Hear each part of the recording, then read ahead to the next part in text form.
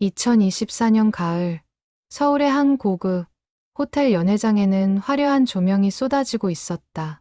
대리석 바닥 위로 샴페인 잔이 부딪히는 청아한 소리가 울려 퍼졌고, 벽면을 가득 채운 대형 스크린에는 성북고등학교 98학번 졸업 20주년 동창회라는 문구가 빛나고 있었다. 강민재는 와인잔을 손에 쥔 채 연회장 입구를 바라보고 있었다.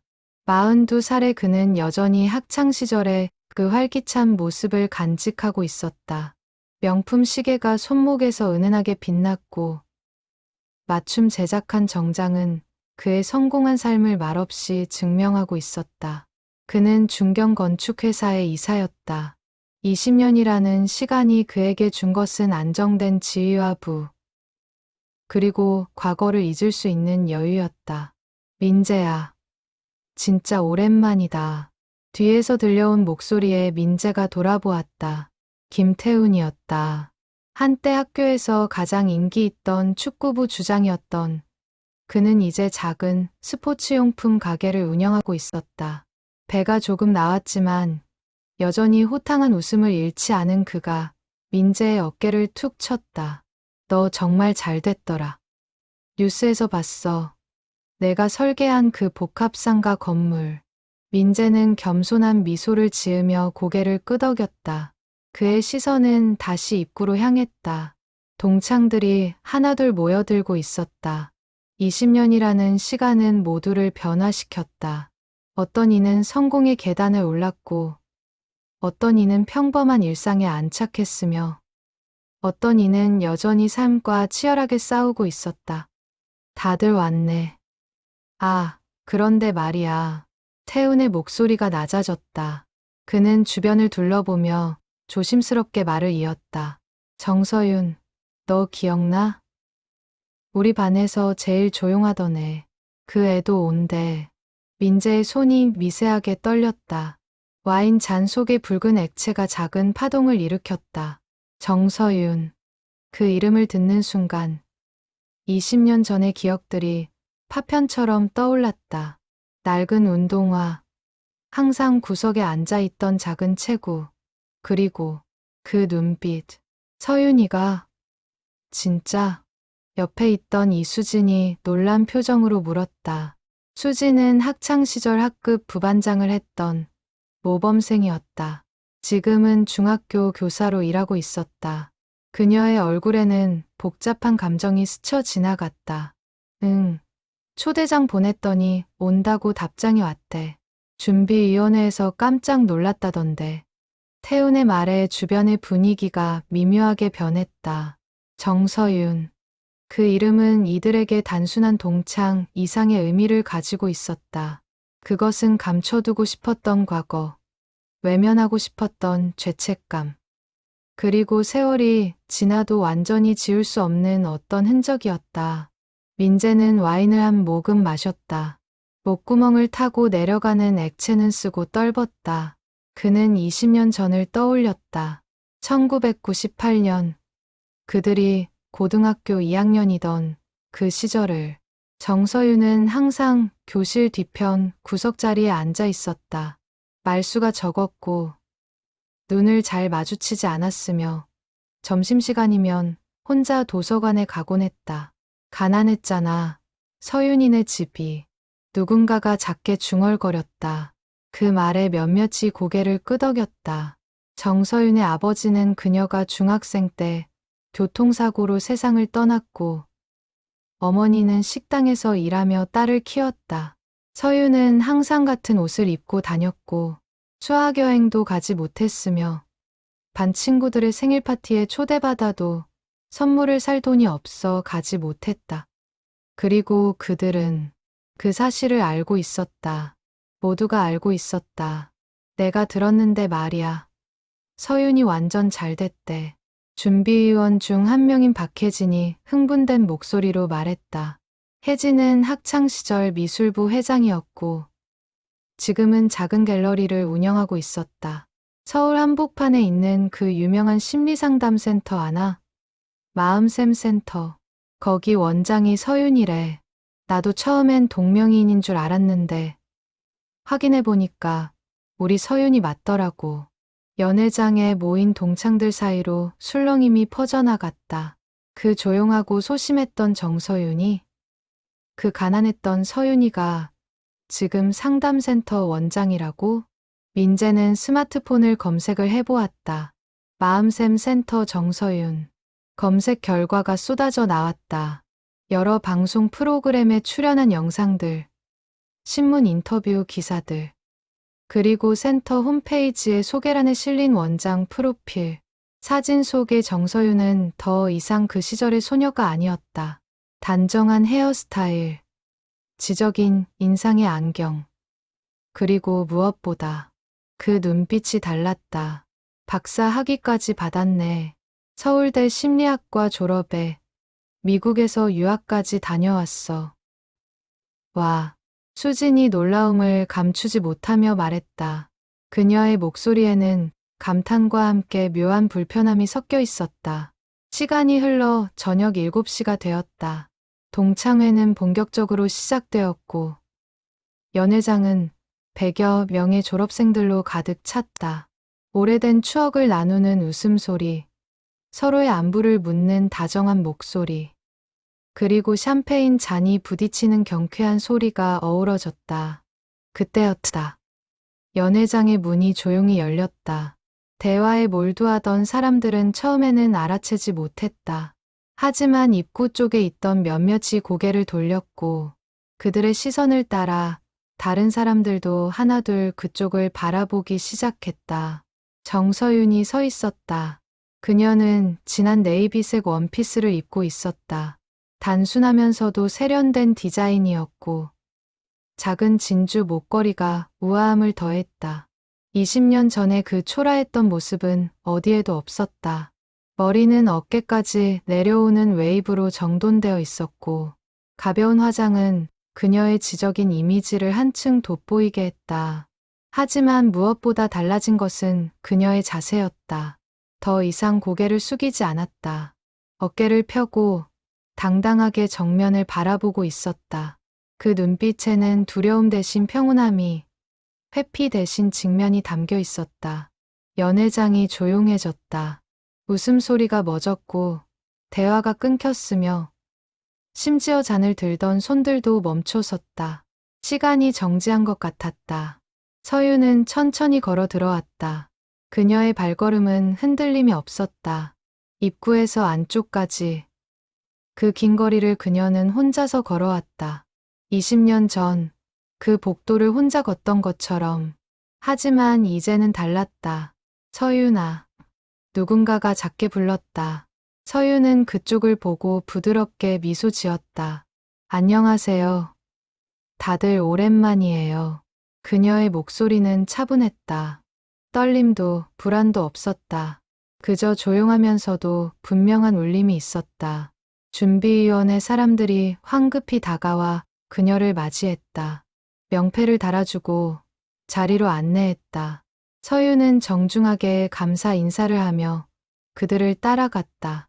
민재는 멀리서 그 모습을 지켜보고 있었다. 가슴 속에서 무언가가 요동쳤다. 그것이 죄책감인지, 두려움인지, 아니면 다른 감정인지 그는 알 수 없었다. 다만 한 가지는 확실했다. 오늘 밤 무언가가 일어날 것이라는 예감. 와인잔을 쥔 그의 손이 다시 떨렸다. 이번에는 더 크게. 1998년 봄, 성북고등학교 2학년 5반 교실은 오후 햇살로 가득했다. 창문 너머로 벚꽃이 흩날리고 복도에서는 학생들의 시끌벅적한 목소리가 들려왔다. 청춘의 열기로 들끓던 그 시절. 교실 한편에는 유독 조용한 공간이 있었다. 정서윤의 자리였다. 뒷문 옆, 맨 뒷줄 구석. 서윤은 항상 그곳에 앉아 있었다. 고개를 숙인 채, 교과서에 시선을 고정한 채, 세상과 단절된 듯 조용히 앉아 있었다. 그녀의 교복은 색이 바랬고, 운동화는 닳아서 밑창이 거의 분리될 지경이었다. 가방은 3년째 같은 것을 쓰고 있었고, 물통은 플라스틱이 금이 가 있었다. 야, 너 오늘 미술 준비물 가져왔어? 옆자리 여학생이 물었다. 서윤은 고개를 저었다. 대답 대신 고개를 저었다. 여학생은 쯧하고 혀를 찼다. 또 안 가져왔네. 선생님한테 혼나겠다. 서윤은 아무 말도 하지 않았다. 할 수 없었다. 미술 준비물을 살 돈이 없었다. 어머니는 아침 일찍 나가서 밤늦게 들어오셨고, 서윤은 집에서 라면으로 끼니를 때우며 어머니를 기다리곤 했다. 준비물을 달라고 말할 수가 없었다. 어머니의 지친 얼굴을 보면 그 입이 떨어지지 않았다. 점심시간이 되었다. 아이들은 도시락을 꺼내거나 매점으로 향했다. 서윤은 조용히 자리에서 일어나 도서관으로 갔다. 그녀는 점심을 먹지 않았다. 아니, 먹을 게 없었다. 집에서 싸울 도시락도, 매점에서 빵을 살 돈도 없었다.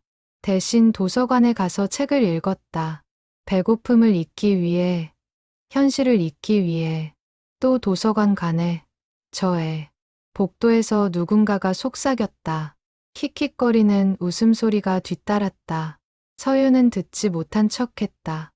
아니, 들었지만 반응하지 않았다. 그것이 그녀가 살아남는 방법이었다.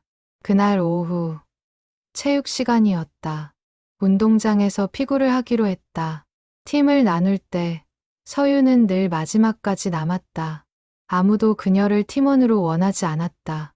결국 어쩔 수 없이 한 팀에 배정되었고, 서윤은 코트 구석에 서 있었다. 공이 그녀에게 날아왔다. 반사적으로 손을 뻗었지만 낡은 운동화가 미끄러졌다. 서윤은 그대로 넘어졌다. 무릎이 바닥에 쓸렸고 손바닥이 까졌다. 피가 배어 나왔다. 아, 진짜. 왜 못 받아? 같은 팀 학생이 짜증스럽게 소리쳤다. 다른 아이들도 웅성거렸다. 서윤은 일어나려 했지만 무릎이 너무 아팠다. 그녀는 그 자리에 주저앉아 있었다. 눈물이 났지만 흘리지 않았다. 이를 악물고 참았다. 보건실 가야겠다. 체육 선생님이 말했다. 하지만 아무도 서윤을 부축하지 않았다. 그녀는 혼자 절뚝거리며 보건실로 향했다. 뒤에서 아이들의 경기는 계속되었다. 그녀가 없는 것이 더 자연스러운 것처럼. 그로부터 일주일 후 사건이 일어났다. 학급 회의 시간이었다. 학교 축제 준비를 위해 역할 분담을 하는 자리였다. 아이들은 각자 하고 싶은 일을 말했다. 공연팀, 전시팀, 먹거리 판매팀 등 다양한 역할들이 있었다. 서윤이는 뭐 할래? 반장이 물었다. 모두의 시선이 서윤에게 향했다. 서윤은 고개를 숙인 채 작게 말했다. 저는 아무거나 할게요. 아무거나라니. 그럼 청소 담당해. 축제 끝나고 정리하는 거. 누군가가 말했다. 다른 아이들이 웃었다. 청소는 아무도 하고 싶어 하지 않는 일이었다. 서윤은 고개를 끄덕였다. 거절할 용기가 없었다. 그날 저녁, 서윤은 혼자 교실에 남아 있었다. 축제 준비로 어질러진 교실을 정리하고 있었다. 바닥에 떨어진 색종이들을 줍고, 책상을 제자리에 놓고, 칠판을 지웠다. 창밖은 어두워졌고, 복도의 불빛만이 희미하게 교실을 비추고 있었다. 그때 교실 문이 열렸다. 강민재가 들어왔다. 그 뒤로 김태훈, 이수진, 그리고 몇몇 아이들이 따라 들어왔다. 민재는 학생회 부회장이었고 반에서 가장 인기 있는 학생 중 한 명이었다. 너 혼자 있었네. 민재가 말했다. 서윤은 고개를 끄덕였다. 응, 청소하고 있었어. 수고한다. 근데 서윤아, 너한테 할 말이 있어. 민재의 목소리가 진지해졌다. 서윤은 불안한 예감에 빗자루를 쥔 손에 힘을 주었다. 뭔데? 학급비 말이야. 너 아직 안 냈잖아. 서윤의 얼굴이 하얗게 질렸다. 학급비. 그녀는 까맣게 잊고 있었다. 아니, 잊은 게 아니었다. 낼 수 없었다. 2만 원이라는 돈이 그녀에게는 너무 큰 금액이었다. 미안해. 제가 빨리 낼게요. 근데 이미 한 달이 지났어. 우리 반 너 말고는 다 냈는데 너만 안 낸 거야. 민재의 말에 다른 아이들이 웅성거렸다. 서유는 아무 말도 할 수 없었다.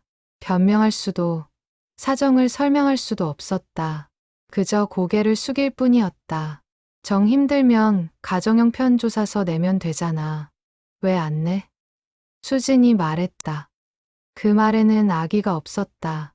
오히려 도와주려는 의도였다. 하지만 서윤에게는 그 말이 칼날처럼 아팠다. 가정형 편조사서.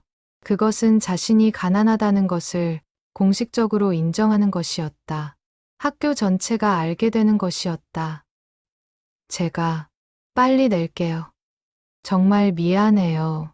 서윤의 목소리가 떨렸다. 눈시울이 붉어졌다. 민재는 한숨을 쉬었다. 알았어.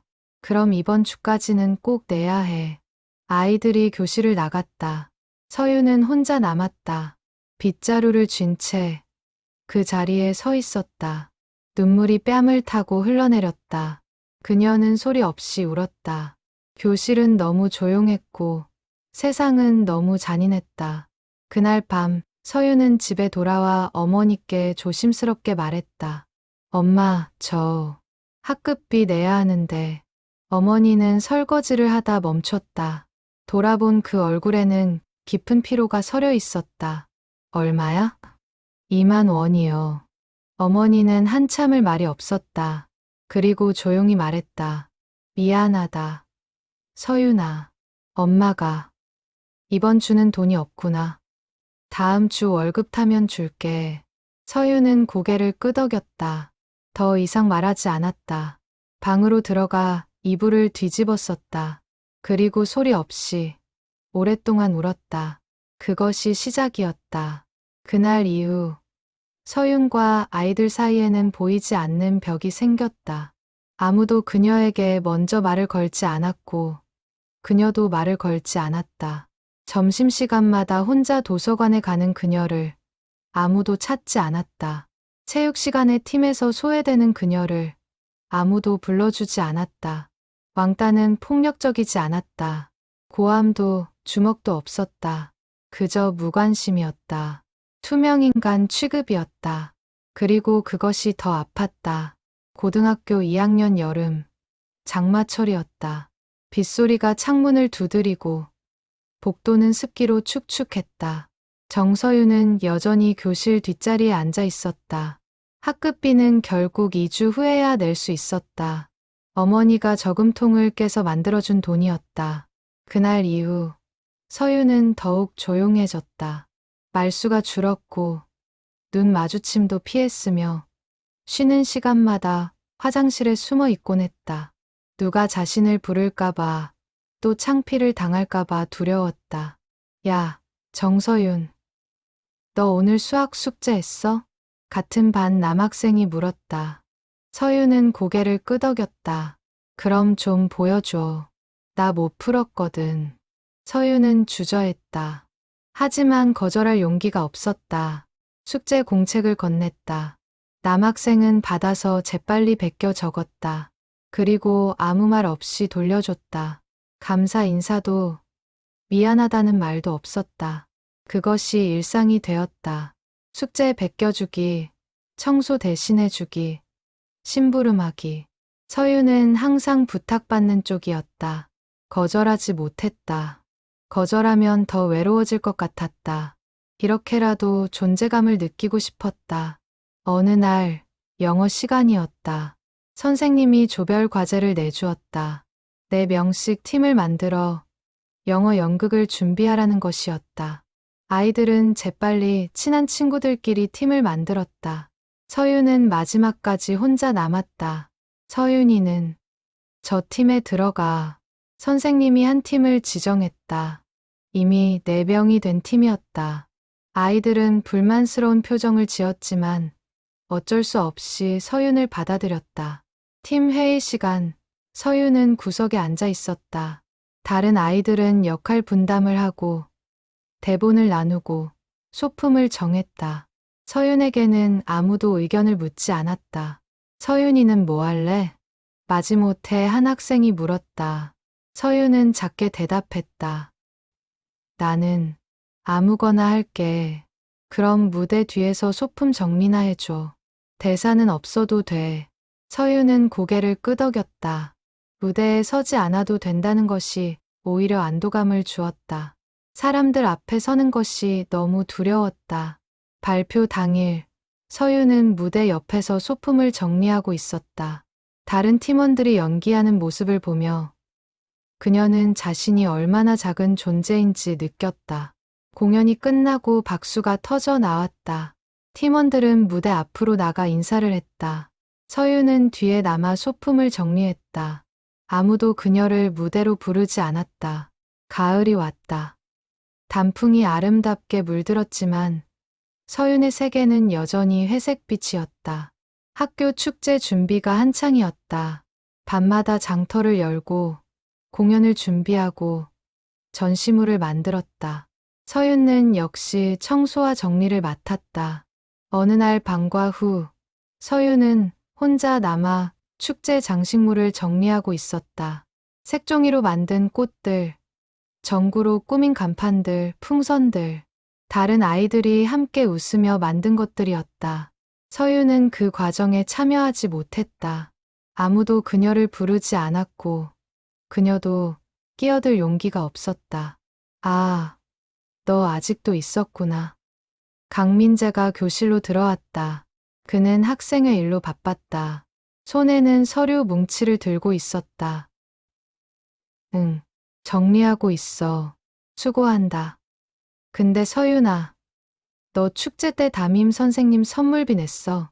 서윤의 손이 멈췄다. 선물비, 또 돈 이야기였다. 그녀는 몰랐다. 아무도 말해주지 않았다. 몰랐어. 다들 5,000원씩 걷었거든. 반 대표로 선생님께 선물 드리기로 했어. 언제까지 내야 해? 내일까지. 축제 당일 아침에 전달할 거거든. 서윤은 고개를 끄덕였다. 5,000원. 다시 어머니께 말씀드려야 했다. 가슴이 무거웠다. 그날 밤 서윤은 어머니를 마주하고 앉았다. 어머니는 식당 일을 마치고 막 들어왔다. 발이 퉁퉁 부어 있었고 허리를 자주 주물렀다. 엄마, 왜, 서윤아. 저 선생님 선물비로 5,000원이 필요한데. 어머니의 표정이 굳어졌다. 그리고 한숨을 쉬었다. 서윤아, 엄마가 미안하다. 정말 미안한데. 이번 주는 정말 돈이 없구나. 병원비 내고 나니까. 그제야 서윤은 알아챘다. 어머니의 손목에 붕대가 감겨 있었다. 식당에서 뜨거운 물에 데웠다고 했다. 병원에 갔었고 치료비를 냈을 것이다. 괜찮아요. 엄마, 안 내도 돼요. 정말 미안하다. 우리 딸. 어머니의 눈이 붉어졌다. 서윤은 고개를 저었다. 괜찮아요. 저 괜찮아요. 하지만 괜찮지 않았다. 전혀 괜찮지 않았다. 다음 날, 축제 당일 아침, 반 아이들은 모두 5,000원씩을 냈고 예쁜 꽃다발과 케이크를 준비했다. 담임 선생님은 감동해하며 눈물을 흘렸다. 서윤은 교실 뒤에 서서 그 광경을 바라보았다. 자신만 빠진 그 순간을, 그 따뜻함을 멀리서 바라보았다. 너도 마음은 함께했다고 생각해. 민재가 지나가며 말했다. 위로인지 비난인지 알 수 없는 말이었다. 서윤은 아무 대답도 하지 않았다. 할 수 없었다. 그날 저녁, 축제가 끝나고 서윤은 혼자 교실을 정리했다. 바닥에 떨어진 색종이들, 터진 풍선들, 먹다 남은 음식들, 모두가 떠난 그 공간에서 그녀는 혼자 빗자루를 들고 있었다. 창문 밖으로 웃음소리가 들렸다. 아이들이 축제의 여운을 즐기며 함께 귀가하고 있었다. 서윤은 그 소리를 들으며 눈물을 흘렸다. 소리 없이 조용히 오랫동안 겨울이 왔다. 눈이 내렸고 교실은 추웠다. 난방이 약했고 서윤의 외투는 얇았다. 그녀는 쉬는 시간마다 손을 비비며 몸을 녹였다. 다른 아이들은 따뜻한 외투를 입고 있었다. 어느 날 체육 시간 후 탈의실에서였다. 서윤이 옷을 갈아입고 있었다. 그때 옆에 있던 여학생이 그녀를 보고 작게 소리쳤다. 너 속옷 너무 낡았다. 주변의 아이들이 그쪽을 보았다. 서윤의 속옷은 여러 번 빨아서 색이 바랬고 고무줄이 늘어나 있었다. 그녀는 재빨리 옷을 껴입었다. 얼굴이 새빨갛게 달아올랐다. 그날 이후 서윤은 탈의실에서 옷을 갈아입지 않았다. 화장실 칸에 들어가서 갈아입었다. 누구에게도 보이지 않기 위해. 졸업식이 다가왔다. 고등학교 2학년이 끝나가고 있었다. 서윤은 그 1년을 어떻게든 버텨냈다. 하지만 그 시간은 그녀에게 깊은 상처를 남겼다. 마음속 깊은 곳에 지울 수 없는 흔적을. 겨울방학, 서윤은 도서관에서 시간을 보냈다. 집에 있으면 외로웠고 학교에 가면 고통스러웠다. 도서관만이 유일한 안식처였다. 그곳에서 그녀는 책을 읽었다. 심리학 책, 철학책, 자기계발책, 그리고 그 책들 속에서 희미한 희망을 발견했다. 사람의 마음은 변할 수 있다. 과거는 현재를 규정하지 않는다. 고통은 성장의 기회다. 서윤은 그 문장들을 공책에 적었다. 매일 읽었다. 그리고 다짐했다. 언젠가는 이 고통에서 벗어나겠다고. 언젠가는 당당하게 살겠다고. 그것이 20년 전 정서윤의 마지막 겨울이었다. 2024년 가을, 동창회 연회장. 식사가 끝나고 자유로운 대화 시간이 이어졌다. 사람들은 테이블을 옮겨 다니며 오랜 친구들과 재회의 기쁨을 나누었다. 20년이라는 시간이 만든 이야기들이 술잔과 함께 오갔다. 정서윤은 창가 쪽 테이블에 앉아 있었다. 몇몇 동창들이 다가와 안부를 물었고 그녀는 정중하게 대답했다. 상담센터 이야기, 유학 시절 이야기, 그리고 현재의 삶. 그녀의 말에는 과시도, 자랑도 없었다. 그저 담담하게 자신의 삶을 이야기했을 뿐이었다. 강민재는 멀리서 그 모습을 지켜보고 있었다. 와인을 마시면서도, 대화를 나누면서도 그의 시선은 자꾸 서윤에게 향했다. 마음 한편이 불편했다. 20년 전의 기억들이 자꾸 떠올랐다. 민재야, 왜 그래? 표정이 안 좋은데. 옆에 있던 김태훈이 물었다. 민재는 고개를 저었다. 아니야, 괜찮아. 서윤이 때문에 그래. 너 그때 좀 심했잖아. 태훈의 말에 민재는 눈살을 찌푸렸다. 무슨 소리야. 나는 그냥 학급비 얘기했던 것뿐이야. 그래도 다들 알잖아. 서윤이가 얼마나 힘들어했는지. 민재는 대답하지 않았다. 대답할 수 없었다. 그는 알고 있었다. 모두가 알고 있었다. 그들이 서윤에게 무엇을 했는지, 아니, 무엇을 하지 않았는지. 시간이 흘러 밤 9시가 되었다. 준비위원회에서 간단한 행사를 준비했다. 각자 한마디씩 소감을 나누는 시간이었다. 마이크가 돌아가며 사람들은 추억을 이야기하고 근황을 나누고 앞으로의 만남을 약속했다. 그때 정서윤이 조용히 손을 들었다. 준비위원이 놀란 표정으로 마이크를 건넸다. 연회장이 조용해졌다. 모두의 시선이 서윤에게 집중되었다. 서윤은 천천히 일어섰다. 그녀는 연회장을 둘러보았다. 한 명 한 명 그 얼굴들을 천천히 바라보았다. 20년 전 같은 교실에 앉아있던 그 얼굴들을. 안녕하세요. 여러분, 정서윤입니다. 그녀의 목소리는 차분했다. 마이크를 통해 울려 퍼지는 그 음성에는 떨림이 없었다. 20년 만에 이렇게 여러분을 만나게 되어서 감회가 깊네요. 사람들은 고개를 끄덕이며 듣고 있었다. 아직은 평범한 소감처럼 들렸다. 사실 저는 동창회 초대장을 받고 정말 오랫동안 고민했어요. 와야 할까, 말아야 할까. 여러분을 다시 만나는 게 두렵기도 했거든요. 연회장의 공기가 미묘하게 변했다. 몇몇 사람들이 눈치를 챘다. 이것은 단순한 소감이 아니었다. 하지만 결국 오기로 결심했습니다. 제가 여러분께 꼭 하고 싶은 말이 있어서요. 서유는 잠시 멈췄다. 숨을 깊이 들이마셨다. 그리고 다시 입을 열었다. 여러분, 혹시 기억하시나요? 20년 전, 고등학교 2학년 때, 교실 뒷자리에 항상 혼자 앉아있던 여학생을 침묵이 흘렀다. 무거운, 긴 침묵이었다.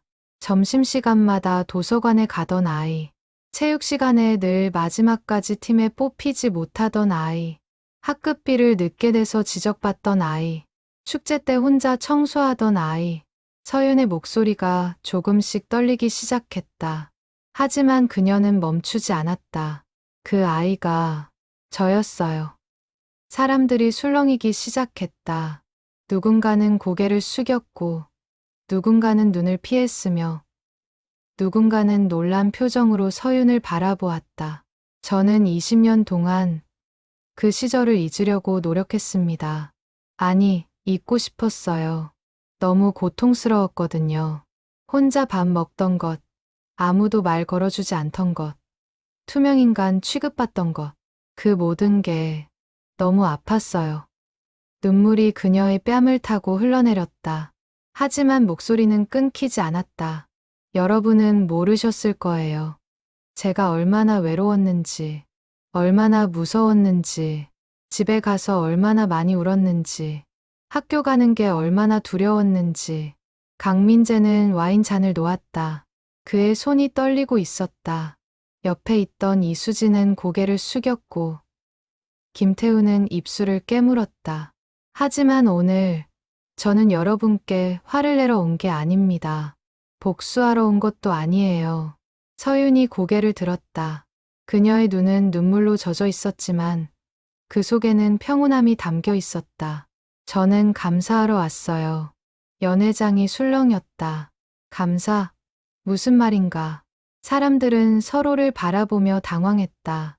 여러분 중 한 명이 제 인생을 완전히 바꿔놓았거든요. 서유는 미소 지었다. 눈물 속의 미소였다. 그날 겨울방학 때였어요. 저는 도서관에 앉아서 울고 있었어요. 아무도 없는 도서관 구석에서 혼자 조용히 울고 있었죠. 그때 누군가가 제 옆에 앉았어요. 모두가 숨을 죽이고 들었다. 그 사람은 아무 말도 하지 않았어요. 그냥 제 옆에 앉아서 조용히 함께 있어줬어요. 얼마나 시간이 지났을까요? 30분, 1시간. 그 사람은 제가 울음을 그칠 때까지 그저 곁에 있어줬습니다. 서윤의 목소리가 부드러워졌다. 그리고 떠나면서 한마디를 했어요. 괜찮아질 거야. 넌 혼자가 아니야. 그게 전부였어요. 그 사람은 이름도 밝히지 않았고 다시 연락하지도 않았어요. 하지만 그 한마디가 제 인생을 바꿨습니다. 사람들이 웅성거렸다. 누구였을까? 누가 그랬을까? 그날 이후 저는 살아갈 힘을 얻었어요. 누군가 저를 걱정해 준다는 것, 누군가 저를 보고 있다는 것, 그것만으로도 견딜 수 있었어요. 서유는 눈물을 닦았다. 저는 고등학교를 졸업하고 장학금을 받아 대학에 갔습니다. 심리학을 전공했어요. 제 아픔이 다른 사람을 이해하는 힘이 될 수 있다고 생각했거든요. 대학원에 가고, 유학을 가고, 공부를 계속했습니다. 그리고 지금 저는 상담센터를 운영하며 상처받은 사람들을 돕고 있어요. 그녀의 얼굴에 진심 어린 미소가 번졌다. 그 모든 게 가능했던 이유는 20년 전 그날 도서관에서 제 곁에 있어준 그 한 사람 때문이에요. 그래서 저는 오늘 이 자리에 왔습니다. 감사하다고 말하고 싶어서요. 서유는 깊이 고개를 숙였다. 여러분 중 그 사람이 누구인지 저는 모릅니다. 얼굴도 제대로 보지 못했어요. 하지만 혹시 이 자리에 계시다면 정말 감사드립니다. 당신이 제 인생을 구했어요. 그녀가 고개를 들었다. 눈물은 멈췄고 얼굴에는 평화로운 미소가 있었다. 그리고 여러분께도 말씀드리고 싶어요. 당시에 저를 외면하셨던 것, 저도 이해해요. 우리 모두 어렸고, 몰랐고, 어떻게 해야 할지 몰랐을 거예요. 저는 여러분을 원망하지 않습니다. 서윤의 말에 몇몇 사람들이 눈물을 흘렸다. 오히려 저는 그 시간들이 저를 더 강하게 만들었다고 믿어요. 고통은 저를 부서뜨리지 못했어요. 대신 저를 성장시켰죠.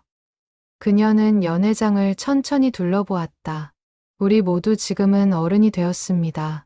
각자의 삶을 살고 있고, 각자의 무게를 지고 있죠.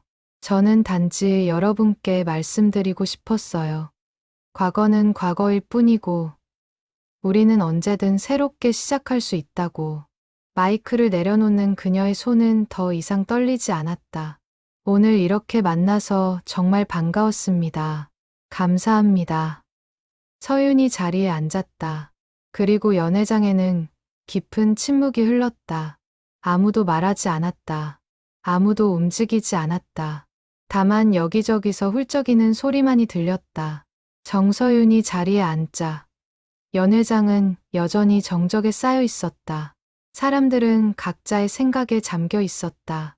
누군가는 와인 잔을 응시했고, 누군가는 창밖을 바라보았으며, 누군가는 고개를 숙이고 있었다. 강민재는 화장실로 향했다. 세면대 앞에 서서 찬물로 얼굴을 씻었다. 거울 속에 자신을 바라보았다. 42살의 성공한 건축가. 하지만 지금 이 순간 그는 그저 죄책감에 휩싸인 한 사람일 뿐이었다. 20년 전 그는 정서윤에게 무엇을 했던가. 학급비 이야기를 꺼냈던 것. 아이들 앞에서 그녀를 난처하게 만들었던 것. 그 후로 그녀를 피했던 것. 불편해서, 귀찮아서, 어떻게 해야 할지 몰라서. 선생님, 괜찮으세요? 뒤에서 목소리가 들렸다. 젊은 웨이터였다. 민재는 고개를 끄덕이며 물기를 닦았다. 네, 괜찮습니다. 하지만 괜찮지 않았다. 전혀 괜찮지 않았다. 연회장으로 돌아왔을 때 몇몇 사람들이 서윤에게 다가가고 있었다. 이수진이었다. 학창시절 학급 부반장이었고 지금은 중학교 교사인 그녀는 서윤 앞에 서서 한참을 말없이 있다가 조심스럽게 입을 열었다. 서윤아, 미안해. 그 짧은 한마디를 하는데 얼마나 많은 용기가 필요했을까. 수진의 목소리는 떨렸고 눈은 붉어져 있었다. 나도 알고 있었어. 내가 얼마나 힘들어하는지. 근데 나는 아무것도 하지 않았어. 그냥 못 본 척했어. 무서웠거든. 나까지 왕따 당할까봐. 서윤는 고개를 저었다. 괜찮아요. 수진아, 이해해요. 아니야, 괜찮지 않아. 수진이 눈물을 흘렸다. 나는 반장이었잖아. 너를 도와줬어야 했는데.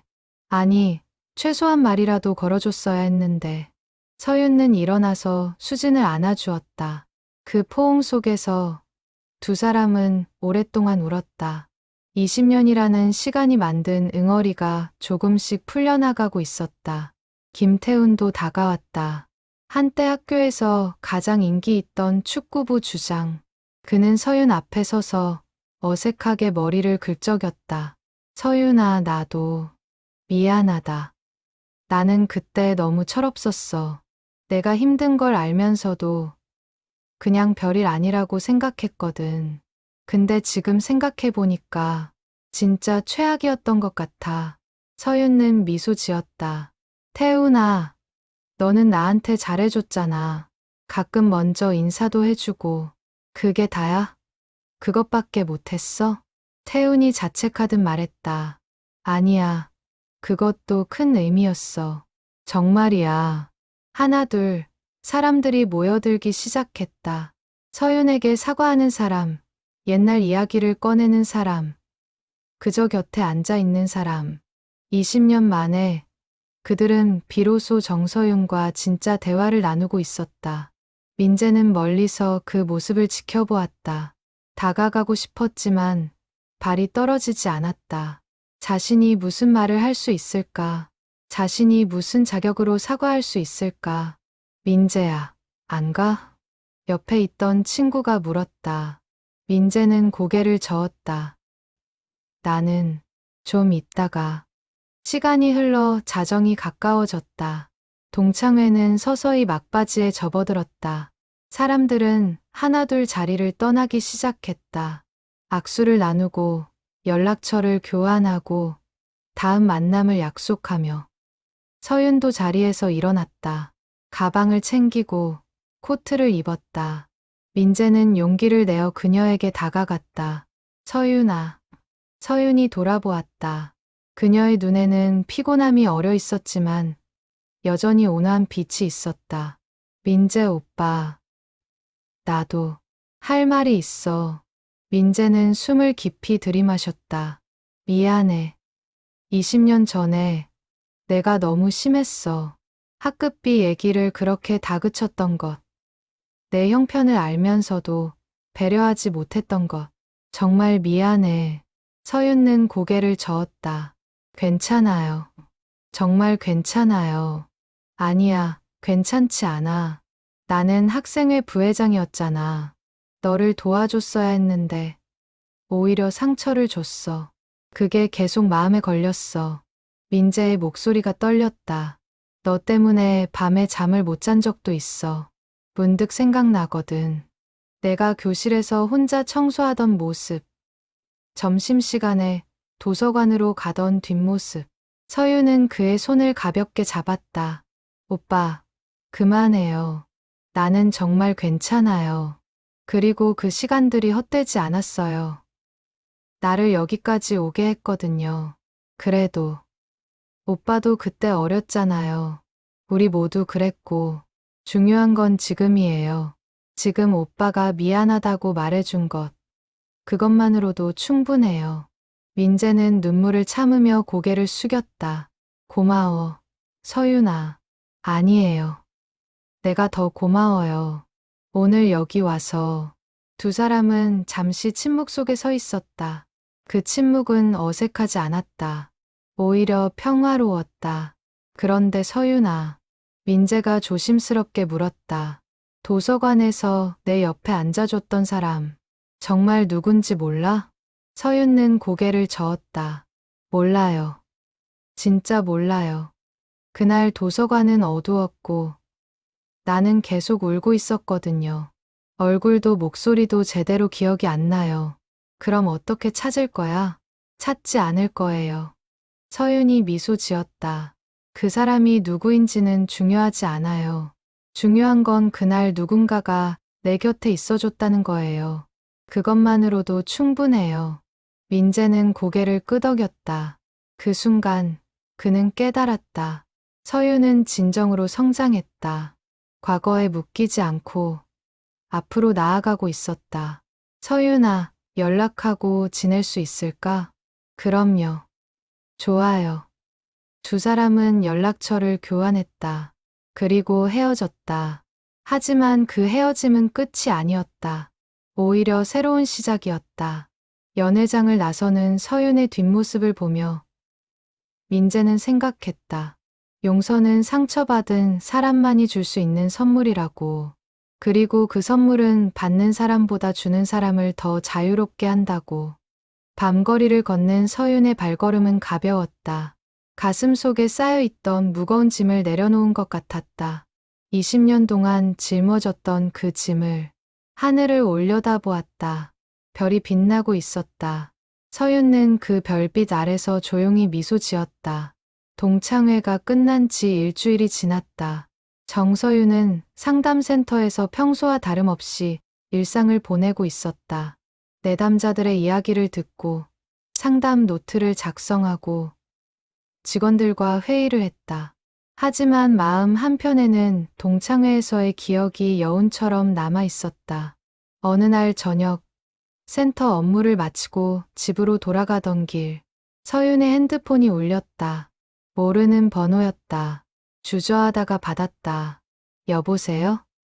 서윤아, 나 박혜진이야. 기억나? 학창시절 미술부 회장이었던 혜진이었다. 서윤은 미소 지었다. 당연히 기억나지. 어떻게 지내? 잘 지내. 저기, 너 혹시 내일 시간 있어? 할 이야기가 있는데. 혜진의 목소리에는 묘한 긴장감이 있었다. 서윤은 일정을 떠올렸다. 내일 저녁은 괜찮아. 무슨 일인데? 전화로는 말하기 좀 그렇고. 만나서 얘기할게. 우리 학교 근처 카페에서 보면 안 될까? 그래, 좋아. 다음 날 저녁, 성북고등학교 근처의 작은 카페. 서윤이 먼저 도착해 창가 자리에 앉아 있었다. 얼마 후 혜진이 들어왔다. 그녀는 서윤을 보자 반갑게 손을 흔들었지만 표정에는 무언가 복잡한 감정이 어려 있었다. 오랜만이다, 서윤아. 그러게. 앉아. 두 사람은 커피를 주문하고 잠시 일상적인 이야기를 나눴다. 혜진의 갤러리 이야기, 최근 전시회 이야기, 그리고 가족 이야기. 하지만 혜진은 계속 무언가를 망설이고 있었다. 혜진아, 무슨 얘기하려고 했어? 서윤이 먼저 물었다. 혜진은 커피잔을 내려놓고 깊은 숨을 쉬었다. 서윤아, 나 고백할 게 있어. 서윤은 조용히 기다렸다. 혜진은 눈을 감았다가 천천히 입을 열었다. 20년 전, 겨울방학 때, 도서관에서 내 옆에 앉았던 사람, 나였어.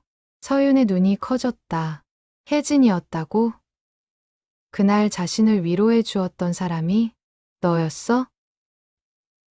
응. 그날 나도 도서관에 있었거든. 미술 과제를 하러 갔는데 너를 봤어.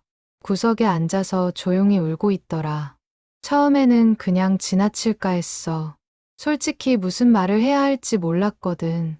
혜진의 목소리가 떨렸다. 근데 발이 안 떨어지더라. 너를 혼자 두고 갈 수가 없었어. 그래서 그냥 옆에 앉았어. 아무 말도 하지 않고. 그게 내가 할 수 있는 전부였어. 서윤는 손으로 입을 가렸다. 눈물이 차올랐다. 왜 말 안 했어? 그때 왜? 무서웠어. 내가 너한테 다가가면 다른 애들이 나까지 왕따 시킬까봐. 비겁했지. 그래서 익명으로 남기로 했어. 그냥 그 순간만이라도 내 곁에 있어주면 된다고 생각했어. 혜진이 눈물을 흘렸다. 동창회에서 내 이야기를 듣고 나는 정말 너무 부끄러웠어. 너는 나를 찾아서 감사하다고 하는데 나는 그럴 자격이 없는 사람이었거든. 20년 동안 나는 내 곁에 있어준 걸 자랑스럽게 생각했는데 사실은 그게 전부였어. 그 전에도 그 후에도 나는 너를 위해 아무것도 하지 않았어. 서윤는 자리에서 일어나 혜진을 안아주었다. 두 사람은 카페 한가운데서 한참을 울었다. 주변 사람들이 쳐다봤지만 그들은 신경 쓰지 않았다. 혜진아, 고마워. 정말 고마워. 서윤이 속삭였다. 내가 그날 내 곁에 있어줬던 것. 그게 얼마나 큰 의미였는지 너는 모를 거야. 나는 정말 죽고 싶었거든. 그날 그냥 사라지고 싶었어. 근데 내가 와줬어. 말없이 곁에 있어줬고 떠나면서 그 한마디를 해줬어. 괜찮아질 거야.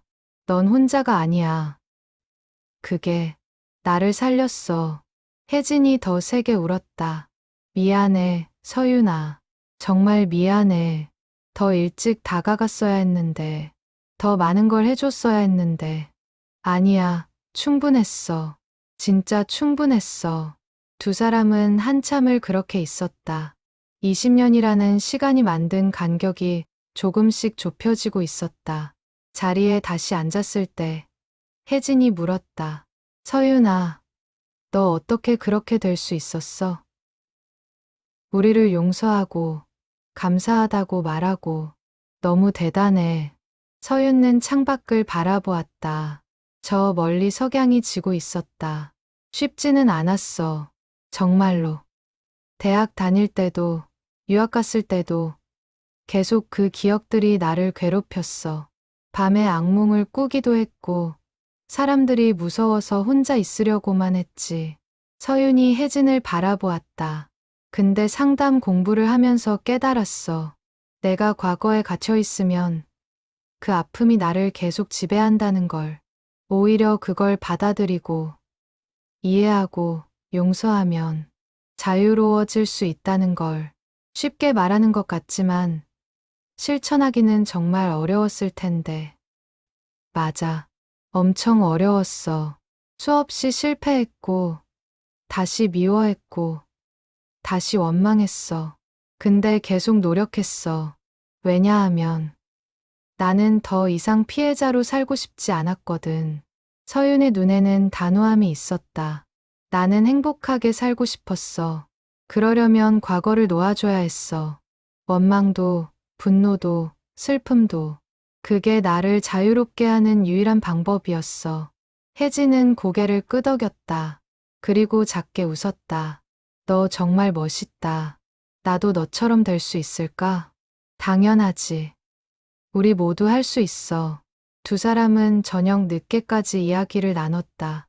20년 동안의 이야기를, 각자의 삶을, 그리고 앞으로의 꿈을. 그 대화 속에서 그들은 단순한 동창을 넘어 진정한 친구가 되어가고 있었다. 카페를 나서며 혜진이 물었다. 서윤아, 우리 가끔 만날 수 있을까? 진짜 친구로. 물론이지. 나도 그러고 싶어. 고마워. 정말 고마워. 혜진이 서율을 다시 한번 안아주었다. 그 포옹 속에는 사과와 감사, 그리고 새로운 시작에 대한 희망이 담겨 있었다. 그날 밤, 집으로 돌아온 서유는 오랜만에 일기를 썼다. 펜을 들고 천천히 글을 써 내려갔다. 오늘 혜진이를 만났다. 20년 전 그날, 도서관에서 내 곁에 있어준 사람이 그녀였다는 걸 알았다. 놀랍고 감사하고 또 한편으로는 슬펐다. 그녀도 두려워하고 있었다는 것을. 우리 모두 그랬구나. 어리고 무섭고 어떻게 해야 할지 몰랐구나. 하지만 중요한 건 그녀가 용기를 냈다는 거다. 작은 용기였지만 그게 나를 살렸다. 그리고 지금 우리는 다시 만났다. 이번에는 더 솔직하게, 더 진심으로. 과거는 바꿀 수 없지만 현재는 바꿀 수 있다. 그리고 우리는 지금 그걸 하고 있다. 함께. 일기를 덮은 서유는 창밖을 바라보았다. 어둠 속에서 별들이 빛나고 있었다. 그 별빛처럼 희망은 어둠 속에서도 빛을 잃지 않는다는 걸 서윤는 알고 있었다. 동창회 이후 성북고 98학번 동창들 사이에 변화의 물결이 일고 있었다. 정서윤의 폭탄 선언과 박혜진의 고백은 단순한 사건으로 끝나지 않았다. 그것은 마치 잔잔한 호수에 던져진 돌멩이처럼 점점 더 넓은 파문을 만들어내고 있었다. 강민재는 그 변화의 중심에 있었다. 동창회 이후 그는 일에 집중할 수 없었다. 설계도를 그리다가도 회의를 하다가도 자꾸 20년 전의 기억이 떠올랐다.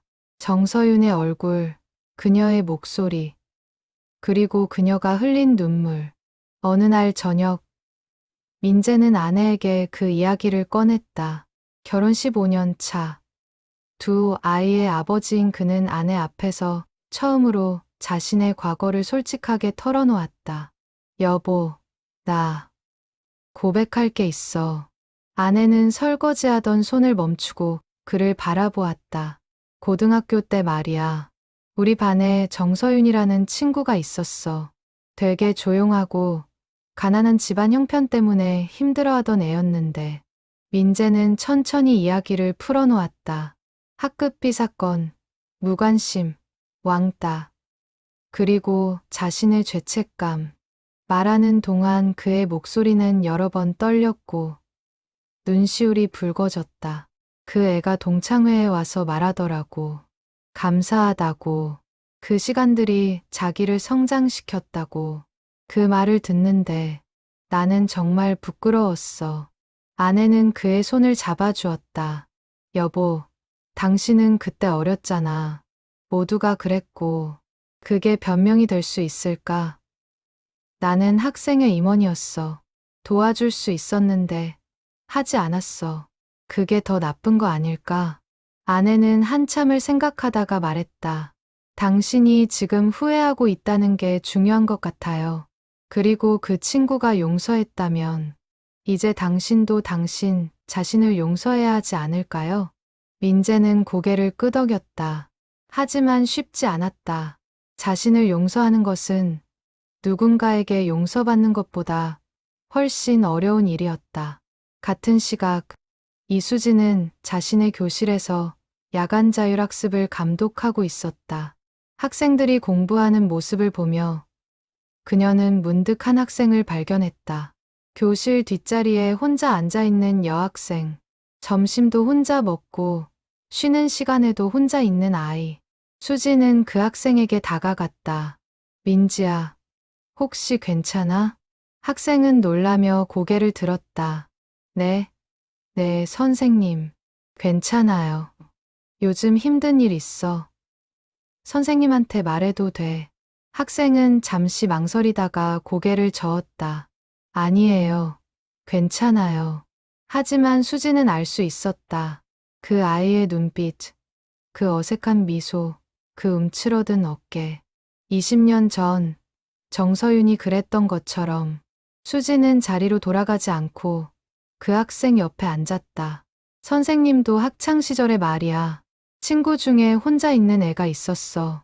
근데 선생님은 그 친구를 도와주지 못했어. 무서웠거든. 나까지 왕따 당할까봐. 학생이 수진을 바라보았다. 그게 지금까지도 후회가 되더라. 그래서 선생님은 이제 그때 못했던 걸 하려고 해. 민지야, 혹시 힘든 일이 있으면 선생님한테 꼭 말해줘. 선생님이 도와줄게. 학생의 눈에 눈물이 고였다. 선생님, 저 요즘 반 애들이 단톡방에서 저를. 수지는 학생을 조용히 안아주었다. 그리고 다짐했다. 이 아이만큼은 정서윤처럼 혼자 아파하게 하지 않겠다고. 한편 김태우는 자신의 스포츠용품 가게에서 새로운 시도를 하고 있었다. 그는 지역 아동센터와 연계해서 형편이 어려운 아이들에게 운동화와 운동복을 무료로 지원하는 프로그램을 시작했다. 아저씨, 정말 공짜예요? 한 초등학생이 새 운동화를 받아들고 물었다. 태우는 웃으며 대답했다. 응, 공짜야. 마음껏 뛰어놀아. 감사합니다. 아이가 신나게 달려나갔다. 태우는 그 뒷모습을 보며 생각했다. 20년 전 정서윤도 새 운동화가 필요했을 텐데 그때 누군가 이렇게 해줬다면 어땠을까. 늦었지만 지금이라도 하자. 태우는 그렇게 다짐했다. 동창회 이후 한 달이 지났을 때 성북고 98학번 동창들은 단체 채팅방을 만들었다. 처음에는 일상적인 안부를 묻는 대화로 시작되었지만 점차 깊은 이야기들이 오가기 시작했다. 너희들, 우리 뭔가 좋은 일 같이 하면 어떨까? 민재가 제안했다. 무슨 일? 서윤이가 그랬잖아. 과거는 바꿀 수 없지만 현재는 바꿀 수 있다고. 우리도 뭔가 할 수 있지 않을까? 그 제안에 여러 의견이 쏟아졌다. 장학금 만들기, 멘토링 프로그램, 학교폭력 예방 캠페인. 다양한 아이디어가 나왔고 결국 그들은 마음샘 프로젝트라는 이름의 봉사단체를 만들기로 했다. 서윤의 상담센터 이름에서 따온 것이었다. 목적은 명확했다. 학교에서 외로움을 겪는 학생들을 돕고 왕따를 예방하며 상처받은 마음을 치유하는 것. 정서윤은 그 소식을 듣고 감동했다. 여러분, 정말 고마워요. 하지만 나 때문에 부담 가지지는 마세요. 채팅방에 그녀의 메시지가 올라왔다. 아니야, 서윤아. 이건 너 때문이 아니라 우리 자신을 위한 거야. 민재가 답했다. 맞아. 우리가 못했던 걸 이제라도 하고 싶어. 수진이 덧붙였다. 그리고 솔직히 우리도 이 과정에서 치유받고 있어. 태훈이 말했다. 그렇게 마음샘 프로젝트는 시작되었다. 동창들은 각자의 재능과 자원을 모았다. 민재는 법률 자문을, 수지는 교육 전문성을, 태우는 물품 지원을, 혜진은 홍보 디자인을, 모두가 자신이 할 수 있는 것을 내놓았다. 첫 프로젝트는 성북고등학교와 연계한 친구 멘토링 프로그램이었다. 졸업생들이 재학생들의 멘토가 되어 학교 생활의 어려움을 함께 나누는 것, 특히 외로움을 겪거나 친구 관계에 어려움이 있는 학생들을 우선적으로 지원하기로 했다. 프로그램 시작 전날, 동창들은 오리엔테이션을 위해 모였다. 20년 만에 모교를 찾은 그들은 변한 것과 변하지 않은 것들을 발견했다. 건물은 새로 지어졌지만 교정의 나무들은 여전했다. 교실 배치는 바뀌었지만 복도의 분위기는 그대로였다. 여기가 우리 교실이었던 곳이네. 수진이 한 교실 앞에 멈춰 섰다. 모두가 그 교실을 들여다보았다. 학생들은 없었고 텅 빈 공간만이 있었다. 서윤이가 앉았던 자리, 여기였지? 민재가 뒤쪽 구석을 가리켰다. 모두가 고개를 끄덕였다. 그 자리를 바라보며 각자의 마음속에 다른 감정들이 일렁였다. 우리 여기서 사진 한 장 찍을까? 태훈이 제안했다. 모두가 동의했고 그들은 교실 안으로 들어갔다. 예전 자리에 앉아 스마트폰 카메라를 향해 웃었다. 하지만 한 자리는 비워두었다. 뒤쪽 구석 자리, 정서윤이 앉았던 그곳을 이 자리는 빈 채로 두자. 서윤이를 기억하기 위해 민재의 말에 모두가 동의했다. 그들은 사진을 찍었고 그 사진을 단체 채팅방에 올렸다. 서윤은 그 사진을 보고 눈물을 흘렸다. 기쁨의 눈물이었다. 마음샘 프로젝트가 시작된 지 석 달이 지났다. 겨울이 깊어지고 새해가 밝았다. 2025년 1월 추운 날씨에도 불구하고 프로젝트는 뜨거운 열기로 진행되고 있었다. 성북고등학교와의 멘토링 프로그램은 예상보다 큰 호응을 얻었다. 15명의 학생이 신청했고 각각 동창 멘토들과 연결되었다. 한 달에 2번 만나서 이야기를 나누고 고민을 들어주고 조언을 해주는 시간. 강민재는 고등학교 2학년 남학생 준호의 멘토가 되었다. 준호는 친구 관계에 어려움을 겪고 있었다. 말수가 적고 혼자 있는 시간이 많았으며 학교 생활에 흥미를 잃어가고 있었다. 첫 만남은 어색했다. 카페에 마주 앉았지만 준호는 고개를 숙인 채 대답만 짧게 했다. 학교 생활은 어때? 그냥 괜찮아요. 친구들이랑은 잘 지내? 네. 민재는 더 이상 질문하지 않았다. 대신 자신의 이야기를 꺼냈다. 선생님도 학창 시절에 말이야. 친구 하나를 제대로 돌보지 못한 적이 있어. 그 친구가 힘들어하는 걸 알면서도 모른 척 했거든. 준호가 고개를 들었다. 왜요? 무서웠어. 어떻게 해야 할지 몰랐고 나까지 같이 힘들어질까봐 걱정됐어. 되게 이기적이었지. 민재는 정서윤의 이야기를 들려줬다. 물론 이름은 바꿔서. 준호는 조용히 듣다가 물었다. 그 친구는 지금 어떻게 됐어요? 잘 지내. 아주 멋진 사람이 됐어. 근데 선생님은 아직도 그때가 후회돼. 그래서 이제라도 뭔가 하고 싶어서 이렇게 멘토링을 하게 된 거야. 준호는 한참을 침묵하다가 조심스럽게 말했다. 저도 사실 학교에서 혼자예요. 친구들이 저를 안 좋아하는 것 같아요. 왜 그렇게 생각해? 아무도 저한테 말을 안 걸어요. 점심시간에도 혼자 먹고 조별 활동할 때도 늘 남아요. 민재는 20년 전에 정서윤을 떠올렸다. 그리고 다짐했다. 이 아이만큼은 혼자 두지 않겠다고. 준호야, 선생님이 도와줄게. 우리 천천히 함께 해결해보자. 그날 이후 민재와 준호는 정기적으로 만났다. 민재는 준호에게 대화하는 방법을 알려주고 자신감을 키워주고 학교 생활의 작은 성취들을 격려했다. 그리고 서서히 준호는 변하기 시작했다. 한편 이수진은 민지라는 여학생의 멘토가 되었다. 민지는 수진의 반학생으로 단톡방 왕따 문제로 고통받고 있었다. 선생님, 저 정말 학교 가기 싫어요. 민지가 울먹이며 말했다. 수진은 그녀의 손을 잡아주었다. 무슨 일이야, 민지야? 반 애들이 단톡방에서 제 욕을 해요. 제가 보는 거 알면서도 제 앞에서는 아무렇지 않은 척하고 뒤에서는 나쁜 말하고. 수지는 가슴이 아팠다. 20년이 지났지만 왕따의 형태만 바뀌었을 뿐 본질은 같았다. 선생님이 학교에 얘기할게. 그리고 내가 혼자가 아니라는 걸 꼭 기억해.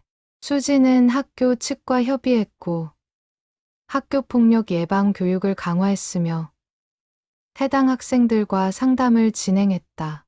쉽지 않은 과정이었지만 수지는 포기하지 않았다. 동시에 민지에게 정서윤의 이야기를 들려줬다. 선생님 친구 중에 학창시절 정말 힘들었던 사람이 있어. 근데 그 친구는 그 아픔을 딛고 일어났어. 지금은 다른 사람들을 돕는 멋진 사람이 됐지. 어떡해요? 어떻게 그럴 수 있어요? 포기하지 않았어. 힘들어도 계속 나아갔어. 그리고 무엇보다 자기 자신을 믿었어. 민지는 그 이야기를 듣고 조금씩 힘을 얻었다.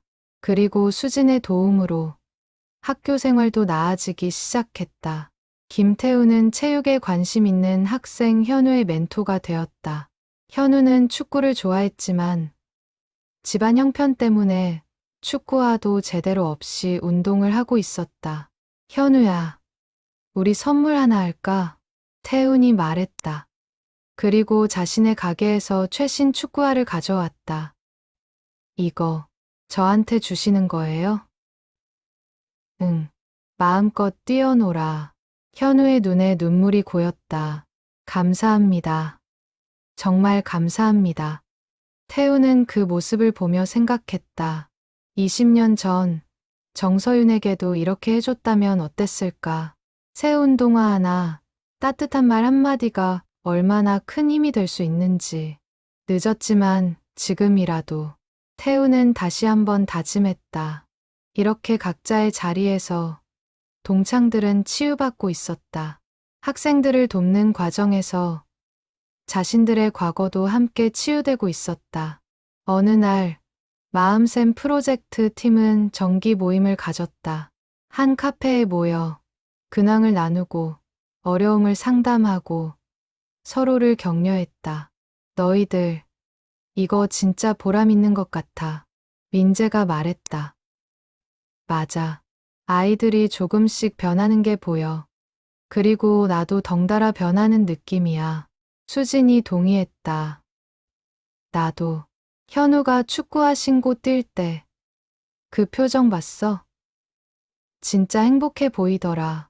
태훈이 웃으며 말했다. 그때 누군가 카페 문을 열고 들어왔다. 정서윤이었다. 서윤아. 모두가 반갑게 일어났다. 서윤은 미소 지으며 다가왔다. 초대받지도 않았는데 그냥 왔어. 괜찮아? 당연하지. 내가 주인공인데. 민재가 의자를 내어주었다. 서윤은 앉아서 말했다. 여러분이 하시는 일 소식 들었어요. 정말 감동이에요. 우리가 할 수 있는 일을 하는 거야. 아니에요. 이게 얼마나 어려운 일인지 저는 알아요. 특히 자신의 과거를 직면하면서 다른 사람을 돕는 건 정말 큰 용기예요. 서윤의 말에 모두가 잠시 침묵했다. 서윤아, 사실은 우리가 더 많이 배우고 있어. 너한테. 수진이 말했다. 맞아. 너의 용기가 우리를 변화시켰어. 혜진이 덧붙였다. 고마워요. 여러분. 진심으로. 서윤은 눈물을 글썽이며 말했다. 그리고 가방에서 무언가를 꺼냈다. 작은 액자였다. 이거 선물이에요. 액자 안에는 글귀가 적혀 있었다. 과거는 바꿀 수 없지만 현재는 바꿀 수 있다. 우리는 언제든 새롭게 시작할 수 있다. 마음샘 프로젝트를 시작한 용기 있는 친구들에게 모두가 그 글귀를 읽으며 뭉클해했다. 민재는 액자를 받아들고 천천히 읽었다. 이거 우리 사무실에 걸어놓을게. 좋은 생각이야. 그날 그들은 오랫동안 이야기를 나눴다. 과거의 아픔, 현재의 노력, 그리고 미래의 희망에 대해. 그 대화 속에서 그들은 더 이상 죄책감에 사로잡힌 사람들이 아니었다. 변화를 만들어가는 사람들이었다. 겨울이 지나고 봄이 왔다. 마음샘 프로젝트는 성북고등학교를 넘어 다른 학교로도 확대되고 있었다. 그리고 그 중심에는 20년 전의 아픔을 딛고 일어선 여성과 그 용기에 감화된 동창들이 있었다. 2025년 봄, 벚꽃이 만개한 4월, 마음샘 프로젝트는 첫 성과 보고회를 열기로 했다. 지난 석 달간의 활동을 정리하고 학생들과 멘토들이 함께 모여 경험을 나누는 자리였다. 성북고등학교 강당에 사람들이 모여들었다. 학생들, 멘토들, 학교 선생님들, 그리고 학부모들, 모두 100여 명이 넘는 인원이었다. 무대 위에는 마음샘 프로젝트 팀이 앉아 있었다. 강민재, 이수진, 김태훈, 박혜진, 그리고 다른 동창들. 특별 게스트로 정서윤도 함께했다. 행사가 시작되고 먼저 학생들의 발표가 이어졌다. 준호가 무대에 올라왔다. 석 달 전과는 다른 모습이었다. 어깨를 펴고 또렷한 목소리로 말했다. 저는 멘토링 프로그램에 참여하기 전까지 학교가 정말 싫었어요. 친구도 없었고 혼자 있는 게 익숙했거든요. 근데 민재 선배님을 만나면서 조금씩 변하기 시작했어요. 준호는 민재를 바라보았다. 선배님은 제 이야기를 들어주셨어요. 판단하지 않고 그냥 들어주셨어요. 그리고 저한테 말씀하셨어요. 너는 혼자가 아니야 라고. 그 말이 정말 힘이 됐어요. 객석에서 박수가 터져 나왔다. 민재는 눈시울이 붉어졌다. 지금 저는 반에서 친구도 생겼고 학교 생활도 즐거워요. 물론 완벽하지는 않아요. 가끔 힘들 때도 있어요. 근데 이제는 알아요. 도움을 청해도 된다는 걸. 혼자가 아니라는 걸. 준호가 인사를 하고 내려왔다. 민재는 그를 안아주었다. 잘했어, 준호야. 정말 자랑스럽다. 다음으로 민지가 올라왔다. 그녀도 많이 변해 있었다. 자신감 있는 표정, 밝은 미소. 저는 사이버 왕따로 많이 힘들었어요. 학교 가는 게 무서웠고 핸드폰 보는 것도 두려웠어요. 근데 수진 선생님이 도와주셨어요. 민지는 수진을 바라보았다. 선생님은 제 편이 되어 주셨어요. 학교에도 얘기해 주시고 상담도 해 주시고 제가 혼자가 아니라는 걸 계속 말씀해 주셨어요. 그리고 한 친구의 이야기를 들려주셨어요. 그 친구도 학창시절 왕따를 당했는데 지금은 다른 사람을 돕는 멋진 사람이 됐다고. 민지는 정서윤을 향해 고개를 숙였다. 그 이야기가 저한테 희망을 줬어요. 나도 이 아픔을 극복할 수 있다는 희망을요. 객석에서 또 박수가 터졌다. 서윤은 눈물을 흘리며 박수쳤다. 학생들의 발표가 끝나고 이제 멘토들의 차례였다. 민재가 먼저 일어섰다. 저는 사실 이 프로젝트를 시작할 때 학생들을 돕겠다는 마음도 있었지만 제 자신을 용서하고 싶은 마음도 있었습니다. 민재는 깊은 숨을 쉬었다. 20년 전 저는 한 친구를 제대로 돌보지 못했습니다. 그 친구가 힘들어하는 걸 알면서도 외면했습니다. 그게 평생 저를 괴롭혔습니다. 객석이 조용해졌다. 근데 이 프로젝트를 하면서 깨달았습니다. 과거는 바꿀 수 없지만 지금 이 순간은 바꿀 수 있다는 걸요. 준호를 돕는 과정에서 저도 치유받았습니다. 그리고 배웠습니다. 진짜 용서는 자기 자신을 용서하는 것부터 시작한다는 걸요. 민재가 앉자. 수진이 일어섰다. 저도 비슷합니다. 저는 학창시절 반장이었는데 왕따 당하는 친구를 도와주지 못했어요. 무서웠거든요. 그 죄책감이 20년을 저를 따라다녔습니다. 수진의 목소리가 떨렸다. 근데 민지를 만나면서 저는 두 번째 기회를 얻었어요. 그때 못했던 걸 지금 할 수 있는 기회. 민지야, 고마워. 내가 나를 구했어. 태훈도 일어나 자신의 이야기를 했고, 혜진도, 다른 멘토들도 하나씩 자신의 고백과 감사를 나눴다. 그 고백들 속에는 진심이 담겨 있었고, 그 진심은 객석의 모든 사람들에게 전해졌다. 마지막으로 정서윤이 일어섰다. 객석이 숨을 죽였다. 안녕하세요. 저는 정서윤입니다. 서윤은 차분하게 말을 시작했다. 저는 20년 전 이 학교의 학생이었습니다. 그리고 그 시절 정말 힘든 시간을 보냈습니다. 왕따, 외로움, 가난, 많은 것들이 저를 짓눌렀습니다. 객석의 학생들이 서로를 바라보았다. 근데 오늘 저는 여러분께 말씀드리고 싶어요. 그 아픔이 헛되지 않았다고. 그 시간들이 저를 더 강하게 만들었고 더 깊이 있는 사람으로 만들었습니다. 서윤은 무대 위의 동창들을 바라보았다. 그리고 이 친구들, 20년 전에는 완벽하지 못했던 이 친구들이 지금은 정말 멋진 사람들이 됐어요. 자신의 과거를 직면하고 변화를 만들어내고 다른 사람을 돕고 있습니다. 서윤은 학생들을 향해 말했다. 여러분도 그럴 수 있어요. 지금 힘들어도 외로워도 포기하지 마세요. 여러분은 혼자가 아닙니다. 그리고 언젠가 이 아픔이 여러분을 더 멋진 사람으로 만들 거예요.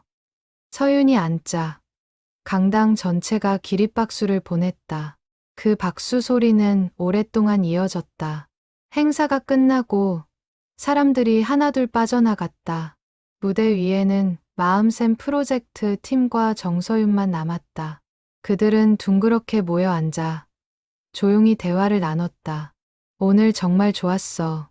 민재가 말했다. 응, 나도. 아이들의 변화를 보니까 뭉클하더라. 수진이 고개를 끄덕였다. 근데 있잖아. 태훈이 진지한 표정으로 말했다. 우리 서윤이한테 제대로 된 사과 한 번도 안 했잖아. 동창회 때도 그 이후에도 각자 개별적으로는 했는데 다 같이 모여서는 안 했어. 모두가 서로를 바라보았다. 태훈의 말이 맞았다. 그럼 지금 하자. 민재가 일어섰다. 다른 사람들도 일어섰다. 그리고 서윤 앞에 섰다. 서윤아. 민재가 입을 열었다. 우리 20년 전에 너한테 정말 미안한 짓을 했어. 내가 힘들어할 때 외면했고 무관심했고 심지어 상처를 줬어. 그게 얼마나 큰 아픔이었는지 우리는 몰랐어.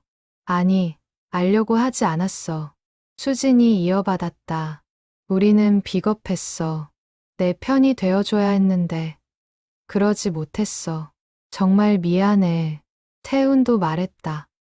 나는 인기 있다고 착각하면서 정작 중요한 걸 못 봤어. 내가 도움이 필요했던 걸. 정말 죄송해. 혜진이 눈물을 흘리며 말했다. 나는 내 곁에 한 번 있어줬다는 것만으로 만족했어. 근데 그게 전부였어. 그 이후에도 계속 내 곁에 있어줬어야 했는데. 미안해. 다른 동창들도 하나씩 사과의 말을 이어갔다. 진심 어린 사과였다. 20년을 묵혀둔 사과였다. 서유는 그 말들을 들으며 눈물을 흘렸다. 그리고 일어나서 그들을 하나씩 안아주었다. 고마워요. 여러분. 진심으로 고마워요. 그날 밤, 그들은 학교 근처 작은 식당에서 저녁을 함께 했다. 소주잔을 기울이며 옛 이야기를 나누고 웃고 울었다. 20년이라는 시간이 만든 거리가 이제는 완전히 사라진 것 같았다. 우리 앞으로도 계속 이렇게 만나자. 민재가 말했다. 응, 좋아. 1년에 4번, 분기마다 한 번씩. 수진이 제안했다. 그리고 마음샘 프로젝트도 계속하자. 더 많은 아이들을 돕자. 태훈이 덧붙였다. 좋아요. 제가 힘껏 돕겠습니다. 서윤이 미소 지으며 말했다. 그들은 잔을 부딪혔다. 과거의 아픔을 딛고, 현재를 바꾸고, 미래를 만들어가는 사람들. 그들은 더 이상 죄책감에 사로잡힌 사람들이 아니었다. 진짜 화해를 이룬 사람들이었다. 2025년 가을, 동창회로부터 1년이 지났다. 성북고등학교 교정에는 다시 벚꽃이 아닌 단풍이 물들고 있었다. 마음샘 프로젝트는 이제 서울 전역 5개 학교로 확대되었고 100명이 넘는 학생들이 혜택을 받고 있었다. 정서윤의 상담센터는 프로젝트의 협력 기관이 되어 전문적인 심리 상담과 교육을 지원하고 있었다. 동창들은 각자의 자리에서 최선을 다하며 분기마다 만나 서로를 격려하고 있었다. 그날도 정기 모임이 있는 날이었다. 이번에는 서윤의 상담센터에서 만나기로 했다. 저녁 7시 하나둘 동창들이 모여들었다. 와, 여기 진짜 멋있다. 태훈이 센터를 둘러보며 감탄했다. 따뜻한 조명, 편안한 소파, 벽면을 가득 채운 책들, 공간 전체에서 평온함이 느껴졌다. 고마워. 여기가 내 일터야. 서윤이 미소 지으며 말했다. 모두가 모이자 서윤은 특별한 제안을 꺼냈다. 여러분, 오늘 하고 싶은 활동이 있어요. 뭔데? 우리 각자 20년 전에 자신에게 편지를 써보는 거예요. 그때의 나에게, 지금의 내가 해주고 싶은 말을. 동창들은 서로를 바라보았다. 흥미로운 제안이었다. 좋은 것 같은데? 민재가 먼저 동의했다. 다른 사람들도 고개를 끄덕였다. 서윤은 각자에게 편지지와 펜을 나눠줬다. 그리고 조용한 음악을 틀었다. 모두가 자리에 앉아 천천히 편지를 쓰기 시작했다. 민재는 펜을 들고 한참을 생각했다. 그리고 천천히 글을 써 내려갔다. 20년 전의 민재에게 너는 지금 학생회 부회장이라는 자리가 자랑스럽겠지. 친구들에게 인기도 있고 미래도 밝아 보이고. 근데 말이야. 내 주변을 한번 돌아봐. 정말 중요한 게 뭔지. 교실 뒤편에 앉아있는 한 친구 있잖아. 정서윤. 그 친구가 얼마나 힘들어하는지 너도 알고 있어. 근데 너는 못 본 척하고 있지. 무섭고 귀찮고 어떻게 해야 할지 몰라서. 민재야, 용기를 내. 그 친구에게 다가가. 아무 말 안 해도 돼. 그냥 곁에 있어줘. 같이 밥 먹자고 해. 같이 도서관 가자고 해. 그것만으로도 충분해. 20년 후에 너는 그때 그러지 못한 걸 정말 후회하고 있어. 하지만 지금이라도 할 수 있는 걸 하고 있어. 그리고 조금씩 용서받고 있어. 너 자신을. 힘내, 민재야. 너는 생각보다 훨씬 강한 사람이야. 마이너스 42살의 민재가. 민재는 편지를 접으며 눈물을 훔쳤다. 수진도 편지를 쓰고 있었다. 20년 전의 수진에게 너는 지금 모범생이라는 타이틀이 자랑스럽겠지. 성적도 좋고 선생님들도 너를 좋아하고. 근데 수진아, 진짜 착한 사람이 되려면 뭐가 필요한지 알아? 용기야. 약한 사람을 지켜주는 용기. 정서윤, 있잖아. 그 친구가 혼자 있을 때 내가 다가가줘. 내 반장이라는 위치를 이용해서 그 친구를 도와줘. 다른 애들이 뭐라고 하든 상관없어. 옳은 일을 하는 게 더 중요해. 20년 후에 너는 선생님이 됐어. 그리고 그때 못했던 일을 지금 하고 있어. 왕따 당하는 아이들을 돕고 그들의 편이 되어주고. 근데 알아? 그게 그때 했더라면 더 좋았을걸. 수진아, 넌 할 수 있어. 용기를 내. 마이너스 42살의 수진이 태훈도 진지하게 쓰고 있었다. 20년 전에 태훈에게 야, 인기 있다고 우쭐대지 마. 축구 잘한다고, 친구 많다고, 그게 다가 아니야. 진짜 멋진 사람은 말이야. 약한 사람을 챙길 줄 아는 사람이야. 정서윤, 알지? 내가 가끔 인사해주는 그 친구. 근데 그게 다야? 그것만으로 충분하다고 생각해? 아니야. 더 해줄 수 있어. 같이 밥 먹자고 해. 체육 시간에 같은 팀 하자고 해. 그게 그렇게 어려운 일이야. 20년 후에 너는 스포츠용품 가게를 하고 있어. 그리고 형편이 어려운 아이들에게 운동화를 나눠주고 있어. 근데 알아? 그때 서윤이한테 새 운동화 하나 사줬더라면 얼마나 좋았을까. 태훈아, 내 인기를 좋은 곳에 써. 약한 친구를 도와주는 데 써. 그게 진짜 멋진 거야. 마이너스 42살의 태훈이. 혜진은 눈물을 흘리며 쓰고 있었다. 20년 전의 혜진에게 너는 지금 미술부 회장이라는 게 뿌듯하겠지. 그림도 잘 그리고 전시회도 하고. 근데 혜진아, 예술가는 세상을 아름답게 만드는 사람이야. 그림으로만이 아니라 행동으로도. 도서관에서 울고 있던 정서윤, 기억나지? 내가 옆에 앉아줬던 그날. 잘했어. 정말 잘했어. 근데 알아? 그게 끝이 아니었어야 했어. 그 다음 날도 계속 그 친구 곁에 있어줬어야 했어. 무서웠지. 나까지 왕따 당할까봐. 근데 혜진아, 진짜 용기는 두려움 속에서 나오는 거야. 20년 후에 너는 갤러리를 운영하고 있어. 그리고 그때의 일을 평생 후회하며 살고 있어. 하지만 이제는 용서받았어. 서윤이한테도, 나 자신한테도. 혜진아, 내 예술을 세상을 바꾸는 데 써. 아름다운 세상을 그림으로만이 아니라 행동으로 만들어. 마이너스 42살의 혜진이 마지막으로 서윤도 편지를 쓰고 있었다. 20년 전의 서윤에게 지금 많이 힘들지.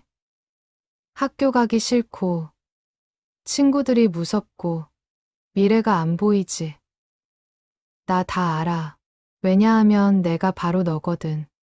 서윤아, 지금은 믿기지 않겠지만 너는 이 아픔을 이겨낼 거야. 그리고 20년 후에는 다른 사람들을 돕는 사람이 될 거야. 상담센터 원장이 돼서 상처받은 사람들을 치유하는 사람이 될 거야. 지금의 고통이 헛되지 않아. 이 경험이 너를 더 깊이 있는 사람으로 만들 거야. 다른 사람의 아픔을 이해할 수 있는 사람으로. 그리고 알아? 내가 미워했던 그 친구들, 20년 후에는 정말 멋진 사람들이 돼 있어. 그들도 후회하고, 변하고, 성장해. 그리고 너와 진짜 친구가 돼. 서윤아, 포기하지 마.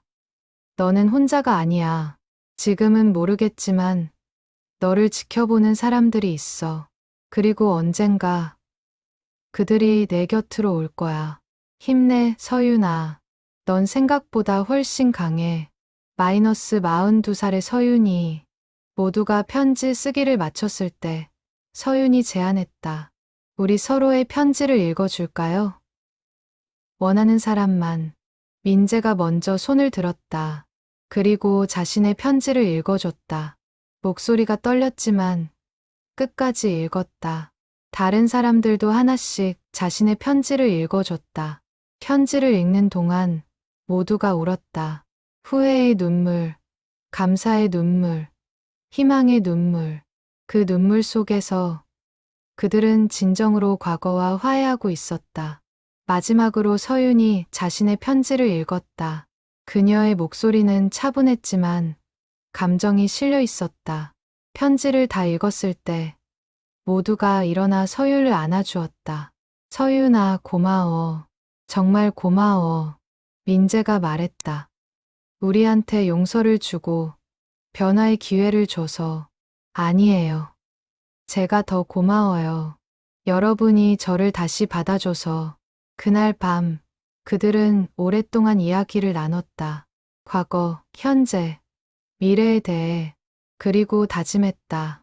앞으로도 계속 이렇게 만나자고. 마음샘 프로젝트를 더 확대하자고. 더 많은 아이들을 돕자고. 헤어지기 전 서윤이 마지막으로 말했다. 여러분, 우리가 배운 가장 중요한 교훈이 뭔 것 같아요? 모두가 생각에 잠겼다. 그리고 민재가 대답했다. 과거는 바꿀 수 없지만 현재는 바꿀 수 있다는 것? 맞아요. 그리고 하나 더 있어요. 서윤이 미소 지으며 말했다. 용서는 상처받은 사람만이 줄 수 있는 선물이지만 그 선물은 주는 사람을 더 자유롭게 한다는 것.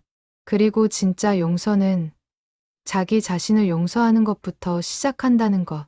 모두가 고개를 끄덕였다. 그 말이 가슴 깊이 와닿았다. 그들은 마지막으로 서로를 안아주며 헤어졌다. 하지만 그것은 끝이 아니었다. 새로운 시작이었다. 밤하늘에는 별이 빛나고 있었다. 그 별빛처럼 그들의 미래도 빛나고 있었다. 과거의 어둠을 딛고 일어선 사람들, 상처를 성장의 밑거름으로 삼은 사람들, 용서를 통해 자유를 얻은 사람들. 그들은 이제 알고 있었다.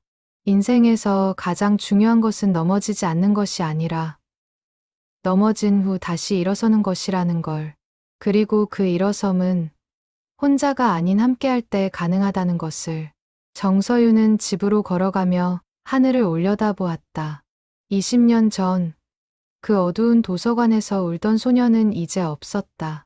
대신 강하고 지혜롭고 용서할 줄 아는 여성이 있었다. 그녀는 조용히 미소 지었다. 그리고 속삭였다. 고마워요.